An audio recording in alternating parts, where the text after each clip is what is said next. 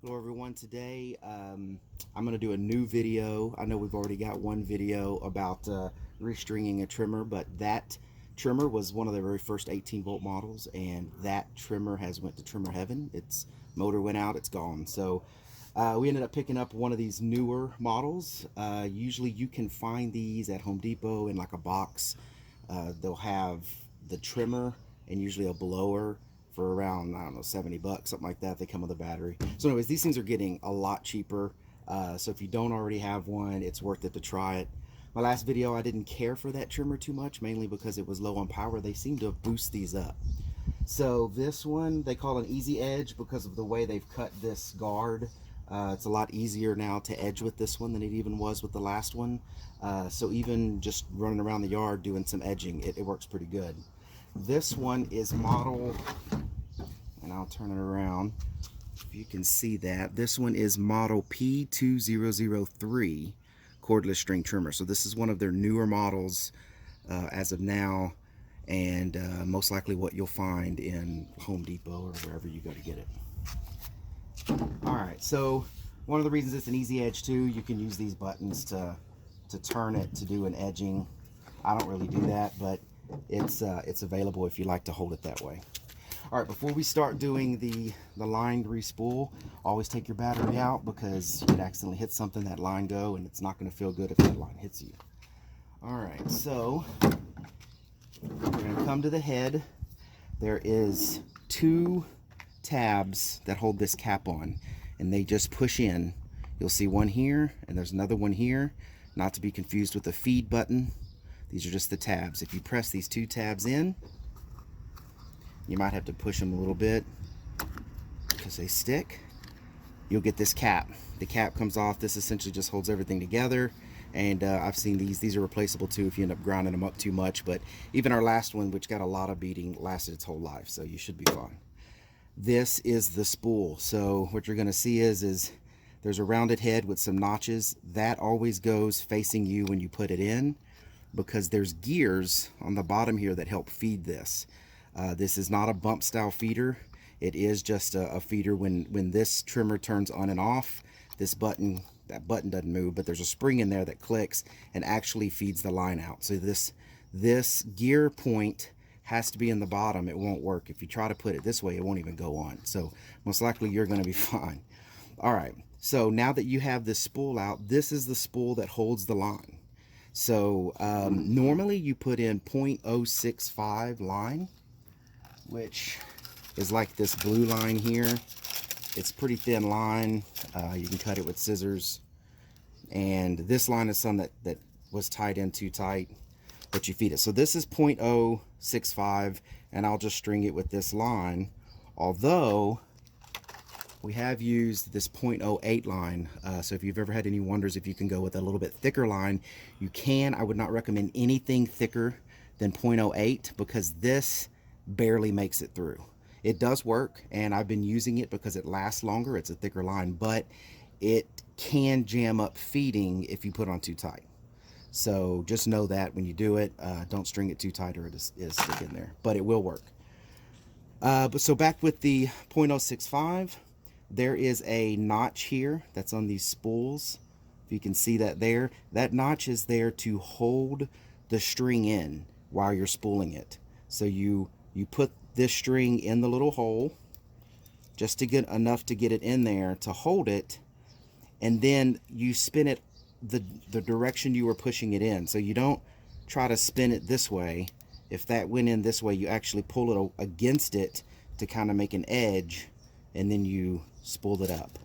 Now if you are spooling this in, and this is already kind of tangled up line, but if you're spooling this in, it's good to try to make this as even as possible, but don't spool it too tight. The whole way these things work is on centrifugal force, and if you spool this thing super tight, then it's just not going to feed properly. So make it nice, you know, and make it tight enough where you can get it on, but don't spool it super tight when you're pulling it on, or it's going to just not feed through. But anyway, so you just keep feeding the line. Like I said, this is some already tangled line, but I'm reusing it. And you keep feeding it through keep feeding it till you get around the edge. This could have been more, but like I said, I'm reusing this line to not throw it away.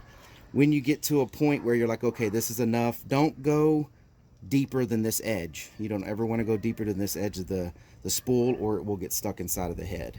But once you get to a point, sorry for the dogs, you can clip that there, and that will hold the actual line in the spool head.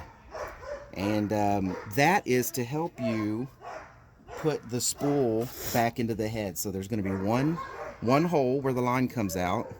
You just push that line through like this, turn the head, push it on, and then you come and take this off. So now that spool has some line fed through and it's on there.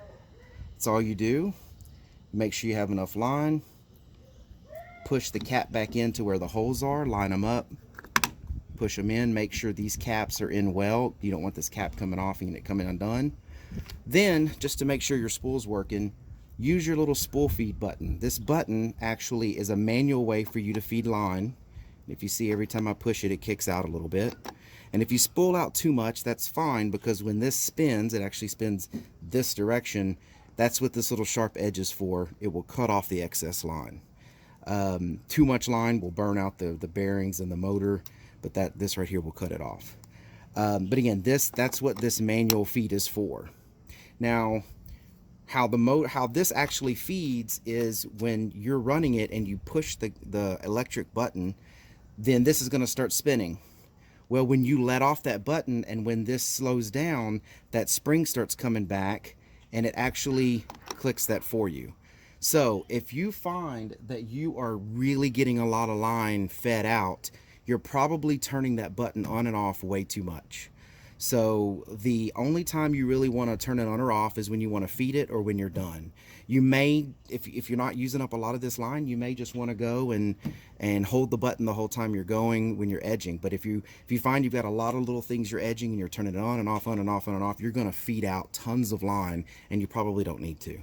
So just remember, every time you turn it on and off, it's feeding.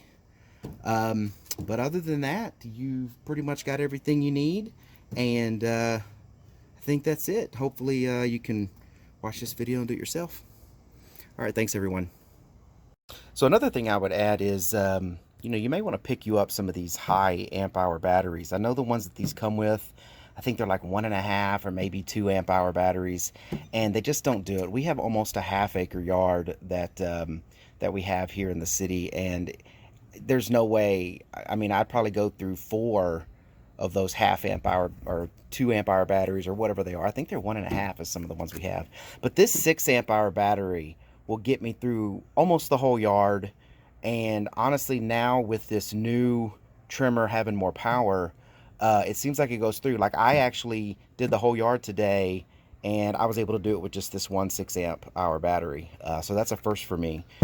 And and then of course it comes with the blower, and I just pop this out and I use it in the blower until it goes dead, and then I'll pick up another battery. But I recommend these 6 amp hour batteries. It seems like, even though you would think 3 2 amp hour batteries would be equal to a 6 amp, but it doesn't seem that way. I can go through 3, maybe 4, maybe 5 of those in what one of these can do. So I don't know if it's just better technology or if they work better because there's more cells in it. I'm not sure, but I definitely recommend a pack of these. And if you keep an eye on it, like I found this one, it was a 2-pack for like 99 bucks at Christmas.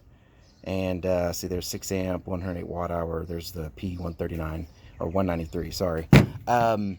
But you used to could never find them. I mean, I think if you just go in there now and you do a 2-pack, these things are probably, I don't know, or even a 1-pack, maybe they're like 80 bucks. These high amp hour ones. Now I've even seen some 9 amp hour batteries out there. But anyways, around Christmas, Black Friday, Father's Day, I tend to see these on sale. Even I've picked up a few even on clearance. And another tip with your batteries, don't leave them charging. I don't know if y'all know that or not. You put it on the charger, charge it, and you don't have to sit there and baby it, but just take it off, because for some reason, if you leave these batteries on the charger, they seem to die out. I've had much more luck with my batteries when I see that they're charged. I take them out, even if it's the next day. I just take them out, set them on the bench, and don't leave them in the charger the whole time, and they seem to last a lot longer than just leaving them in the charger until you're ready to use them. So hopefully that's a good tip with this. And like I said, I know one of the questions we had on my last one, I would have never went with a 0.08 line on the last 18 volt trimmer that we had. Like I said, it just didn't have enough power. It really drove me crazy because I'd have to recut things over and over again. And that was some of my negativity in that video that I've heard. But they have beefed it up, or at least they make me feel that it's beefed up, and it definitely works a lot better, I believe, than the old trimmer did. And it even works with the 0.08. So I wouldn't go, like I said, any thicker than this, but this 0.08 line, and as you can see, Rhino Tough, I got this at Home Depot. I'm sure there's other, this one's called Twist because it's got this little twist to it or whatever. But, you know, 0.08 should do fine in this. I wouldn't go any thicker than this, though. All right, everyone. Hopefully this was very helpful to you. If it is, hey, please hit that subscribe button. Hit the bell to let you know when new videos are coming out. But be careful out there, and happy weed eating.